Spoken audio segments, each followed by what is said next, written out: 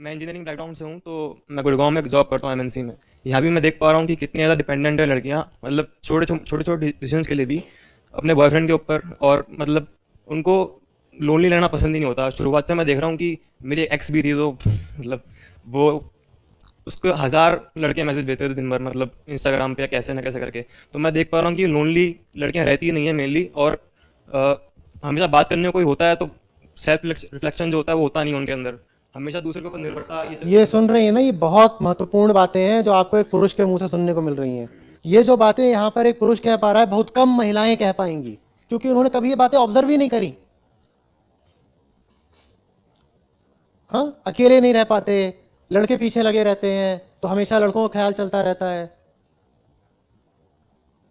आत्मावलोकन के लिए, self reflection के लिए जो समय और जो एकांत चाहिए, वो लड़कियां अपने आप को देती ही नहीं है। सारा समय तो चला जाता है देह के ही फसानों में,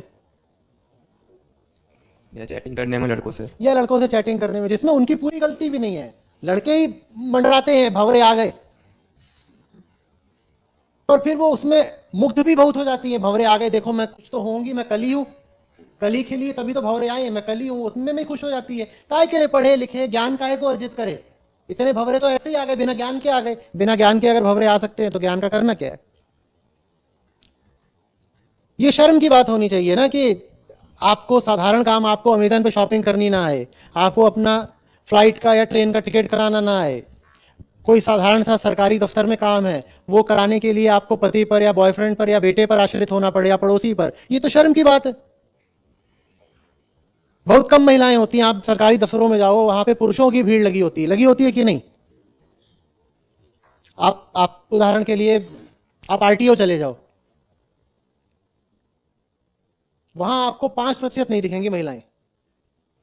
मुझे तो समझ में नहीं आता इनके लाइसेंस कौन बनवाता है, कैसे बन जाते हैं। हाँ, भाई बनवा रहे हैं लाइसेंस, 3,000 रुपए एजेंट को दिए, लाइसेंस बन गया। अब उसको पता भी नहीं है कि आरटीओ होता क्या है। तो आप चले जाओ वहां पर बिल चाहे जमा कराने की बात हो, या ज्यादा बिल आ गया है, उसका डिस्प्यूट डालना है, वहां आपको सब पुरुष ही पुरुष मिलेंगे। महिला क्या कर रही है, घर में बैठी हुई है। और घर में बैठोगे तो खाल तो गोरी हो ही जाएगी ना। हाँ, वो निकल रहा है धूप में और धूल फांक रहा है, लेकिन फिर इसी कारण वो स्वामी भी बन जाता है। आप घर में बैठी रहिए।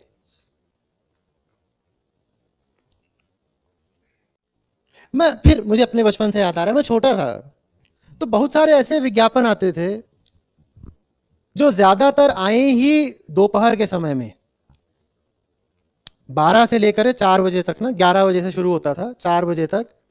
तो उसमें जो चैनल होते थे उनमें सब अजीब अजीब विज्ञापन आए, और वो विज्ञापन ऐसा लगे किसी एकदम विक्षिप्त आदमी को टारगेट करके विज्ञापन बनाया गया है, एकदम लो आईक्यू के लोगों के लिए विज्ञापन बनाया गया है। मैं कहूँ इतने मूर्खतापूर्ण विज्ञापन जो है सभी ज्यादा दोपहर में ही क्यों आते हैं। रात में भी कुछ आते थे, पर ज्यादा सब दोपहर में ही क्यों आते हैं। फिर समझ गया क्यों दोपहर में ही आते हैं। मतलब ऐसे विज्ञापन जिसमें सीधे सीधे उपभोक्ता को बेवकूफ बनाया जा रहा है। और अगर उपभोक्ता जरा भी समझदार होगा तो समझ लेगा कि ये विज्ञापन में जो माल बेचा जा रहा है वो गलत है, पर वो विज्ञापन धड़ल्ले से चल रहा है और उपभोक्ता बेवकूफ बन भी रहा है। और ये सारा काम दोपहर में हो रहा है ज्यादा। तो दोपहर में क्यों होता है ज्यादा।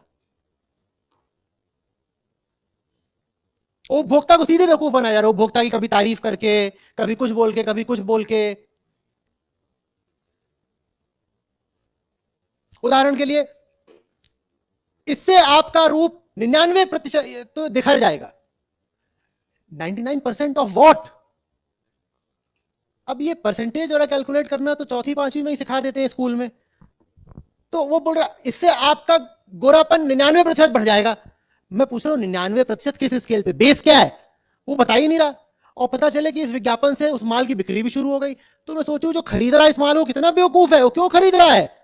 कौन से लोग हैं जिनको ये दिखाया जा रहा है कि ये माल लगाने से गोरापन बढ़ जाएगा, और वो खरीद भी ले रहे हैं बिना पूछे कि 99% ऑफ वॉट। और कौन सी रिसर्च है, कहां छपी है, बेस क्या है, आधार क्या है, कुछ नहीं बता रहे, बस बोल दिया।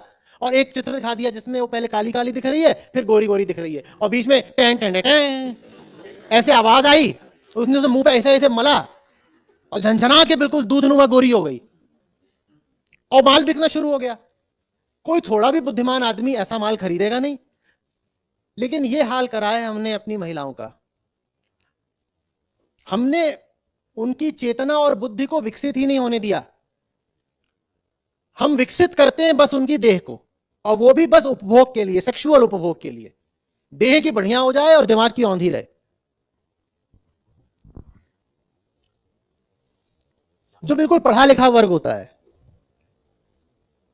मैं फिर वही आईटी के अपने दिनों की बताता हूं। मेरे भी बैच में कई ऐसे लड़के थे, बोलते थे हमें बहुत ज्यादा समझदार और बहुत सोचने वाली लड़की चाहिए ही नहीं। बोले साधारण चाहिए दिमाग से, और सुंदर चाहिए शरीर से। बोले दिमाग ज्यादा होता है ना तो उपद्रव करती है, बुद्धि कम चले तो अच्छा है। बहुत सारे माँ बाप अभी भी ये करते हैं, कहते हैं ज्यादा पढ़ लिख लेगी तो शादी नहीं होगी, बुद्धि कम चले तो बेहतर है। तो उसको बुद्धिहीन बना दिया गया,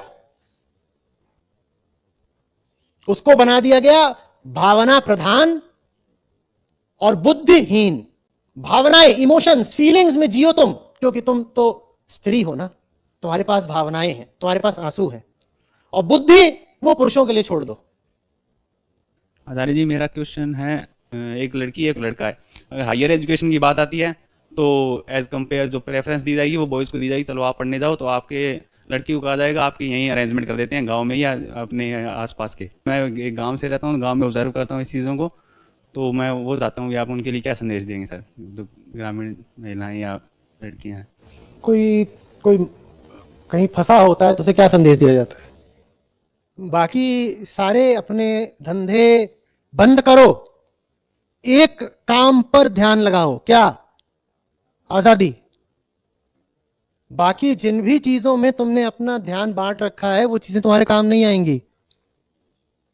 न सजना संवरना काम आएगा, न इधर उधर रिश्ते बनाने तुम्हारे काम आएगा, हाँ, न घूमना टहलना तुम्हारे काम आएगा, न मनोरंजन करना तुम्हारे काम आएगा। तुम्हारे तो एक ही चीज काम आनी है, तुम्हारी आजादी, क्योंकि तुम फंसी हुई हो।